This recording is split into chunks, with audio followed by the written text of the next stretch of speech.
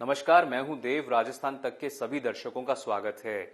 जहां गुरुवार को राजस्थान मुख्यमंत्री अशोक गहलोत ने कांग्रेस अध्यक्षा सोनिया गांधी से मुलाकात की, वहीं आज शुक्रवार को सचिन पायलट दिल्ली के 10 जनपद दरबार में पेश होकर राजनीतिक समीकरणों के ऊपर अपना पहलू पेश करेंगे। सचिन पायलट से मेरी मुलाकात कल दौसा में हुई।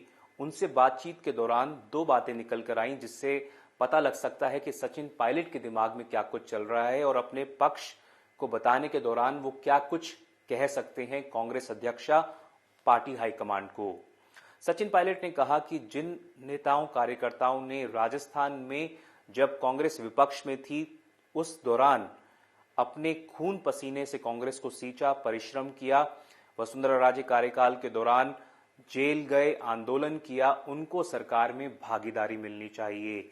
और उन्होंने कहीं ना कहीं इस बात की तरफ इशारा भी कर दिया कि अगर ऐसा नहीं होता तो ये पक्ष नाराज हो सकता है और कांग्रेस को इसका परिणाम 2023 के विधानसभा चुनाव में भुगतना पड़ेगा। आपको याद होगा कि जब 2018 के विधानसभा चुनाव का परिणाम आया था तो अशोक गहलोत, जिन्होंने 2013 में सीएम रहते हुए जब उसके बाद चुनाव लड़ा गया तो कांग्रेस के महज 21 विधायक आए थे। उसके बावजूद 2018 में उन्होंने कांग्रेस हाईकमांड को कन्विंस कर लिया कि अगर मैं मुख्यमंत्री नहीं बनता हूं तो जो 2019 में लोकसभा का चुनाव होना है उसमें कांग्रेस की हालत पतली हो सकती है। कांग्रेस को एक ऐसा नेतृत्व चाहिए जो कि परिपक्व हो। उन्होंने ये भी कहा कि कांग्रेस के ज्यादातर विधायक इस समय उनके साथ हैं और वो कांग्रेस नेतृत्व को इस बारे में कन्विंस करने में सक्षम रहे कि उनको इस समय मुख्यमंत्री बनाया जाना चाहिए। तो लगभग ऐसी ही स्ट्रैटेजी के ऊपर सचिन पायलट काम कर रहे हैं। वो आगे का रोड मैप बता रहे हैं कांग्रेस हाईकमांड को, नेतृत्व को। कह रहे हैं कि 2023 का जो चुनाव है वो महत्वपूर्ण है और अगर इस जो जमीनी कार्यकर्ता है उसको नाराज कर दिया गया तो कांग्रेस ये समझ जाना चाहिए कि 2023 का चुनाव नहीं जीत पाएगी। दूसरी उन्होंने बात कही कि अगर बीजेपी और कांग्रेस, एक बार बीजेपी फिर कांग्रेस फिर बीजेपी फिर कांग्रेस, जो पिछले कई सालों से लगभग 2 या 3 दशकों से चला आ रहा है राजस्थान में, अगर इसको तोड़ना है तो जरूरी है कि अभी से आगे का रोड मैप तैयार हो। जब मैंने उनसे पूछा कि आपको लगता है कि कांग्रेस को एक युवा नेतृत्व लाना चाहिए राजस्थान में, उन्होंने गेंद कांग्रेस हाईकमांड के पाले में डाल दी। उन्होंने कहा जो भी फैसला इस बारे में हाईकमांड लेता है वो एक्सेप्टेबल होगा।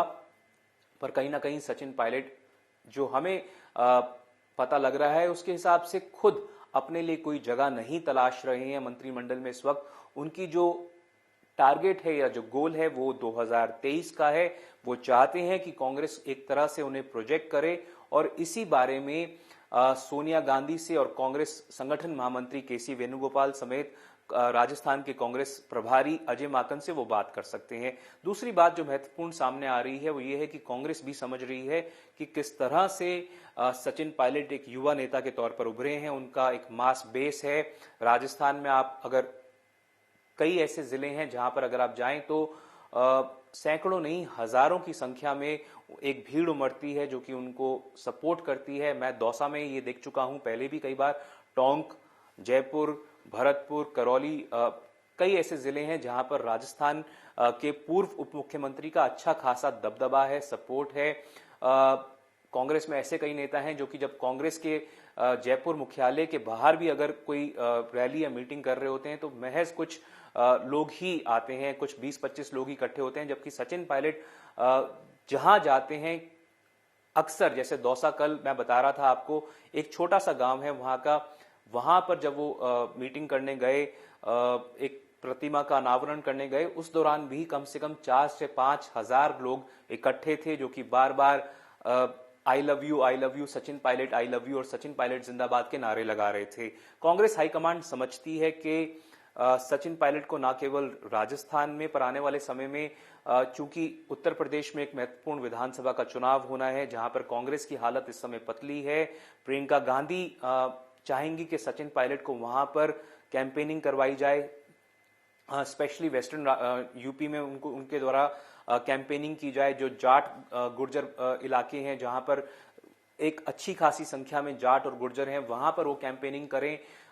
इसके अलावा पंजाब में चुनाव होने वाले हैं, गुजरात में 2022 में चुनाव है, तो कांग्रेस एक ऐसे युवा नेता को खोना नहीं चाहेगी।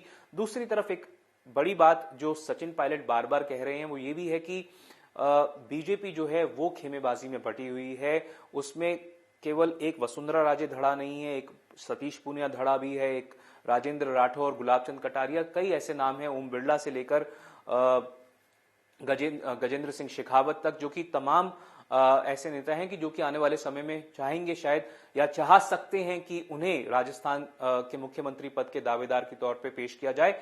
तो कहीं ना कहीं सचिन पायलट ये कन्विंस करने की कोशिश करेंगे कि अगर बीजेपी की इस खेमेबाजी का फायदा उठाना है तो जरूरत है कि एक युवा नेता को प्रोजेक्ट किया जाए। फिलहाल के लिए वो चाहेंगे कि जो वो नेता जिन्होंने उनका साथ दिया मुश्किल समय के दौरान, उनको तरजीह दी जाए और उनको सरकार और संगठन में जगह मिले ताकि आने वाले समय के लिए कांग्रेस जमीनी स्तर पर स्ट्रांग हो सके। राजस्थान तक के लिए मैं देवंकुर वधावन।